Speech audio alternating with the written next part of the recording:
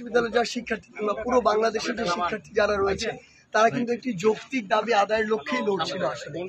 এবং গতকালকে যখন মাননীয় প্রধানমন্ত্রী তার এমন একটি গুরুত্বপূর্ণ দায়িত্বশীল জায়গা থেকে অনাকাঙ্ক্ষিত একটি মন্তব্য করেন, সেই মন্তব্য শুনে পুরো বাংলাদেশের ছাত্র সমাজের হৃদয় রক্তক্ষরণ হয়েছে। আমরা তার কাছে থেকে এটা কখনো প্রত্যাশাই করি না, বরং আমরা তার বিপরীত জায়গায় তার কাছে কোটা সংস্কারের যে যৌক্তিক দাবিটি সেটির একটি রায় প্রত্যাশা করছিলাম। সেটি না পেয়ে যখন তিনি এই কথা বলেছিলেন, গতকাল কিন্তু রাতে কোনো ব্যানার ছাড়া ঢাকা বিশ্ববিদ্যালয়ের সাধারণ শিক্ষার্থীরা একটি তাৎক্ষণিক এবং গুরুত্বপূর্ণ একটি প্রতিক্রিয়া দেখিয়েছিল। সেই জায়গা থেকে আজকে বৈষম্য বিরোধী ছাত্র আন্দোলনের যে ব্যানার, এই ব্যানারে আমাদের একটি বিক্ষোভ মিছিল ছিল। আমরা জানি যে আমাদের মিছিলটি সেখানে 12টা থেকে ছিল এবং 3টায় ছাত্রলীগের প্রোগ্রাম ছিল। আমরা কিন্তু সেখান থেকে 2:45টায় সেখান থেকে বের হয়ে গিয়েছি রাজু ভাস্কর্য থেকে।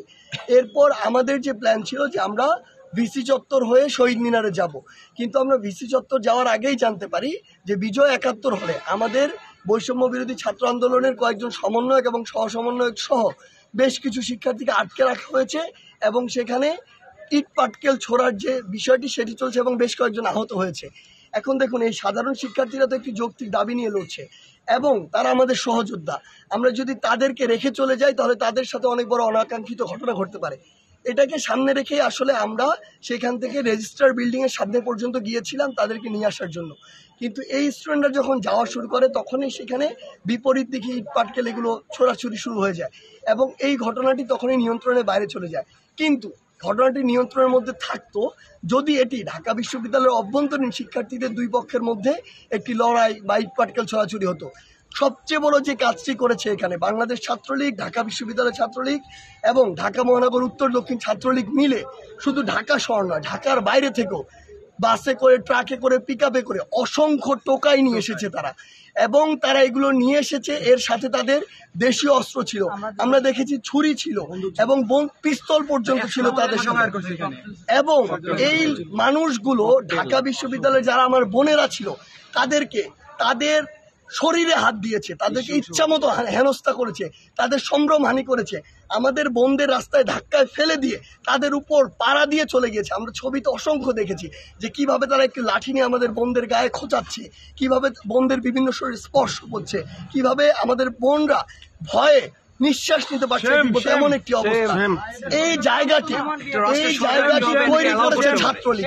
এই দায় ছাত্রলীগকে নিতে হবে এবং এটার জন্য শুধু ঢাকা বিশ্ববিদ্যালয় নয়, পুরো জাতির কাছে ছাত্রলীগের ক্ষমা চাইতে হবে। ছাত্রলীগের ইতিহাসে এটি একটি কলঙ্কজনক অধ্যায় হয়ে সারা জীবন থাকবে।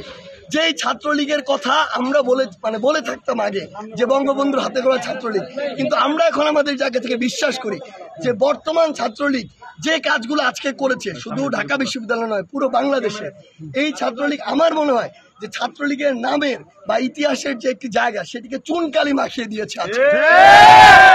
এই চুনকালিগুলো মাখিয়েছে আমার বোনের সম্ভ্রমের উপর দিয়ে, আমার ভাইয়ের রক্তের উপর দিয়ে। এবং আমরা বিশ্বাস করি যে বাংলাদেশের ছাত্র জনতা এই ছাত্রলীগকে, যেই ছাত্রলীগ আসলে বাংলাদেশের ছাত্র সমাজকে ধারণ করে না, সেই ছাত্রলীগকে বয়কট করবে এবং অলরেডি করা শুরু করেছে। রাতের ক্যাম্পাস পরিস্থিতি যা আছে তাতে আপনারা এখন কি অবস্থা আছেন? আগামীকাল কর্মসূচি আপনাদের 3টায়, ছাত্রলীগ ডেকেছে 1:30টায়, অর্থাৎ 2টায় তারা সমাবেশ শুরু করবে। মুখোমুখি একটা অবস্থান হয়ে যাচ্ছে কিনা এবং সেটি আগামীকাল আবার এরকম একটি সাংঘর্ষিক পরিস্থিতি তৈরি হয়ে যাবে কিনা আপনাদের মনে হয়?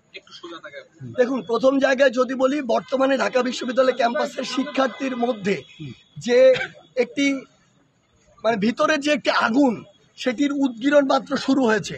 এর সামনে যেহেতু আমরা একটি যৌক্তিক এবং ন্যায্য দাবি নিয়ে লড়ছি, এর সামনে যে আসুক না কেন আমরা বিশ্বাস করি তাদেরকে আমরা জ্বালিয়ে ভস্ম করে দিতে। আগামীকালকে শুধু না, আগামীর যে কোনো দিনে যদি এরকম অন্যায়ভাবে আমাদের উপরে হাত দেওয়ার চেষ্টা করা হয়, আমরা আজকে ঘোষণা দিচ্ছি আজকের পর থেকে আমরা প্রস্তুত থাকব তাদেরকে ফু মেরে উড়িয়ে দেওয়ার জন্য। ঢাকা বিশ্ববিদ্যালয়ের অমর একুশ হল এখন রাত 2টা ক্রস করে গিয়েছে, এখনো রাস্তায় আছে। ওই রকম কোন কুলাঙ্গার টোকাইকে যদি আমরা আমাদের সামনে দেখতে পাই তাহলে তার অস্তিত্বের সংকট হবে, এটা আমরা হুঁশিয়ার করে দিই। কালকে আপনারা নির্দিষ্ট সময় নির্দিষ্ট স্থানে সমাবেশ করতে পারবেন কিনা, কোনো সন্দেহ আছে কিনা? না, আমরা আমাদের জায়গা থেকে বিন্দুমাত্র সন্দিহান নই। আমরা আমাদের যে প্রোগ্রামটি সেটির বিষয়ে আমরা আলোচনা করছি, সেটি কিভাবে করতে পারি, কি কি এজেন্ডা থাকতে পারে এবং এই প্রোগ্রামটি আমরা কিভাবে সফল করতে পারি। এবং এই প্রোগ্রামে আসার জন্য পুরো বাংলাদেশের ছাত্র সমাজ উদ্গ্রীব হয়ে আছে। আমরা বরাবরই সুশৃঙ্খলভাবে আমাদের প্রত্যেকটি প্রোগ্রাম করেছি। আমরা শাহবাগে সকাল সন্ধ্যা ব্লকেট করেছি, একটি অনাকাঙ্ক্ষিত কোনো ঘটনা হয়নি।